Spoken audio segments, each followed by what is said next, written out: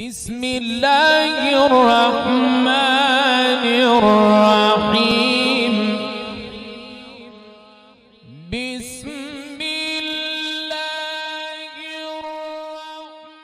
بسم اللہ الرحمن الرحیم الحمد للہ رب العالمین الصلاة والسلام علی خاتم النبیین وآلہ الطیبین الطاہرین المعصومین اللہم صلی علی محمد وآل محمد۔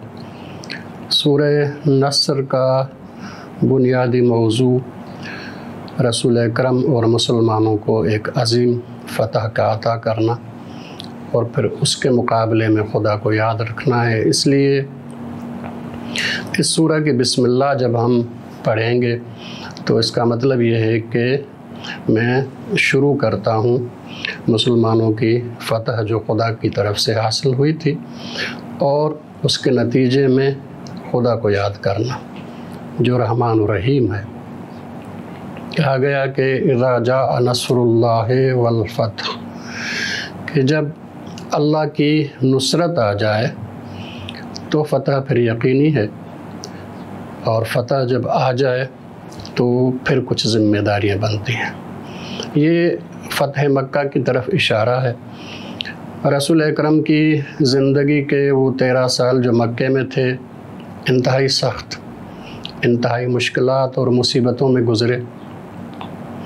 8 سال جو شروعاتی مدینے میں تھے وہ بھی انتہائی مشکلات، انتہائی سختیوں، مسلسل جنگ، مسلسل میدان اور جہاد کے اس مرحلے میں گزرے ہیں۔ اب آسانیاں عطا ہونے والی ہیں، اس لیے کہ فتح مکہ کے بعد چونکہ مرکز عرب وہی تھا، مرکز جب فتح ہو جائے تو باقی علاقے پھر خود بخود اس کے ساتھ جڑ جاتے ہیں۔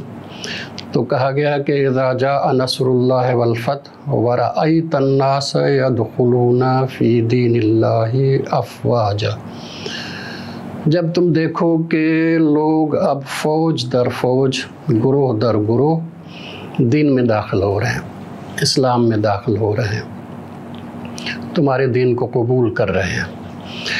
اور ہوا بھی یہی کہ فتح مکہ کے بعد وفود آنا شروع ہوئے مختلف قبائل کی طرف سے، مختلف علاقوں میں کئی وفود ہر ہفتے جو ہے وہ آتے تھے، اسلام قبول کرتے تھے اپنے پوری قوم کی طرف سے، اپنے پورے قبیلے کی طرف سے، اپنے پورے اس گروہ کی طرف سے۔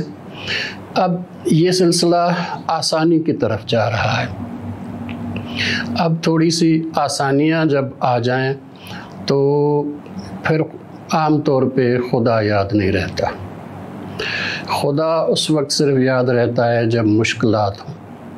یہ عمومی طور پہ ہماری نفسیات یہ ہے کہ مشکلات ہوں تو خدا یاد رہتا ہے، جب آسانیاں آئیں تو انسان پھر ان آسانیوں میں کھو جاتا ہے، ان نعمتوں میں کھو جاتا ہے، نعمتوں کی طرف متوجہ زیادہ ہو جاتا ہے اور خدا یاد نہیں رہتا۔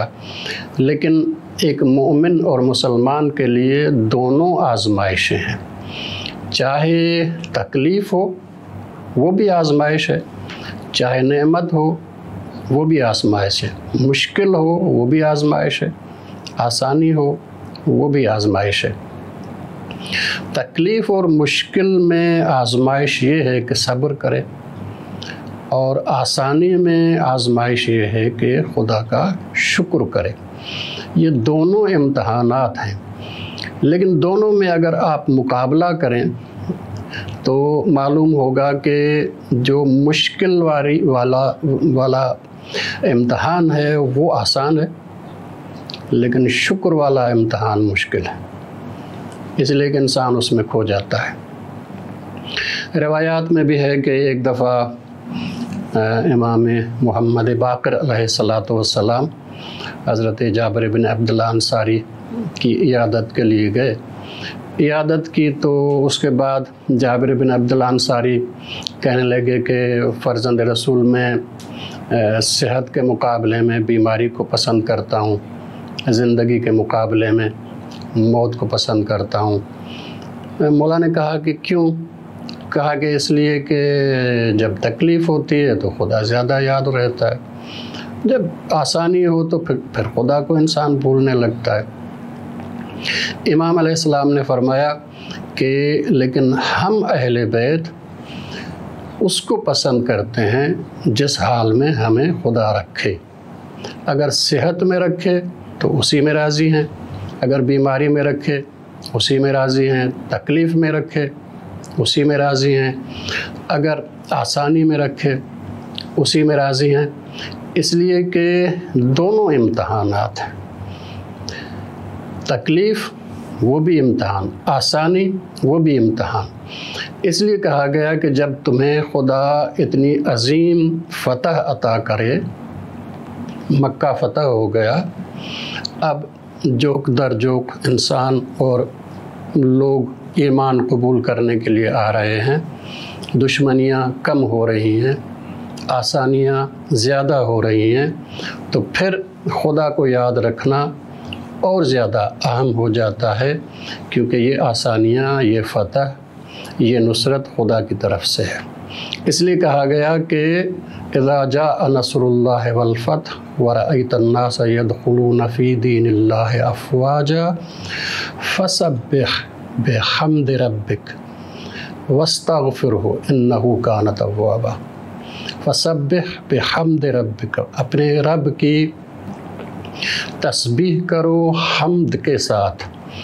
تسبیح سے مراد خدا کی پاکیزگی کا اعلان ہے۔ اللہ تبارک و تعالیٰ ہر نقص، ہر عیب، ہر کمی سے پاک ہے، اس کو تسبیح کہتے ہیں۔ لیکن یہ تسبیح کرنی ہے حمد کے ساتھ۔ حمد کا مطلب یہ ہے کہ تعریف اس چیز کی جو اختیاری ایک کمال ہو، اختیاری کمال کی اگر تعریف کی جائے تو اس کو حمد کہتے ہیں۔ کہا گیا کہ خدا کی اپنے رب کی تسبیح کرو لیکن حمد کے ساتھ، اور پھر استغفار کرو۔ استغفار اور توبہ دو جدا جدا چیزیں ہیں۔ توبہ علیحدہ چیز ہے، استغفار علیحدہ چیز ہے۔ ہم عموماً دونوں کو ایک جیسا سمجھتے ہیں، یہ دونوں جدا جدا ہیں۔ توبہ کا مطلب یہ ہے کہ انسان اپنے گناہ کے راستے سے واپس پلٹ کے آ جائے، یہ گناہ کے راستے سے پلٹ کے آنا توبہ ہے۔ لیکن استغفار یہ ہے کہ وہ گناہ جو کیا تھا اس کے اثرات انسان کے روح پر ہیں، ان اثرات کو ختم کرنے کا نام استغفار ہے، اور استغفار مزید روح میں ایک طرح کی پاکیزگی لانا ہے۔ اس لیے استغفار علیحدہ سے ایک عبادت ہے جو گناہ کے نتیجے میں نہیں ہوتا صرف، بلکہ ہر حال میں ہے کہ اللہ تبارک و تعالیٰ سے انسان استغفار کرے۔ استغفار کرے اس کا مطلب یہ ہے کہ چاہے کہ اس کے روح میں کمال عطا ہو، مزید کمال عطا ہو، مزید کمال عطا ہو، یہ روح میں مزید کمال عطا کرنا یہ استغفار ہے۔ وَاسْتَغْفِرْهُ إِنَّهُ كَانَ تَوَّابًا، بے شک وہ توبہ قبول کرنے والا ہے۔ یہ توبہ قبول کرنے کا مطلب یہ ہے کہ اللہ تبارک و تعالیٰ بندہ جب گناہ سے واپس لوٹ کے آ جائے تو پھر اللہ تبارک و تعالیٰ جلدی اپنے بندے کو قبول کر لیتا ہے۔ یہ عموماً ہم سمجھتے ہیں کہ ایک دفعہ توبہ کی ہے، اب دوسری دفعہ پھر وہی گناہ کیا ہے، اب کیسے توبہ کروں؟ جی نہیں، اللہ تبارک و تعالیٰ یہ نہیں دیکھتا کہ یہ 2 دفعہ گناہ کر کے واپس لوٹا ہے یا تیسری دفعہ گناہ کر کے واپس لوٹا ہے۔ اللہ تبارک و تعالیٰ صرف یہ دیکھتا ہے کہ وہ واپس لوٹ کے آیا ہے۔ جب واپس لوٹ کے آیا ہے تو اس کی توبہ قبول ہو جاتی ہے۔ اللہ تبارک و تعالیٰ ہمیں بھی اپنی زندگی میں دونوں امتحانات میں کامیابی عطا کرے۔ اگر مشکلات ہوں تو بھی خدا یاد رہے صبر کے ذریعے سے، اگر آسانیاں ہوں تو بھی خدا یاد رہے شکر کے ذریعے سے۔ یہ دونوں امتحانات وہ کامیابی سے حل کر پائے گا، وہ کامیابی سے ان دونوں امتحانات میں سے گزر پائے گا جو ہمیشہ خدا کو یاد رکھتا ہے انشاءاللہ۔ والسلام علیکم ورحمۃ اللہ وبرکاتہ۔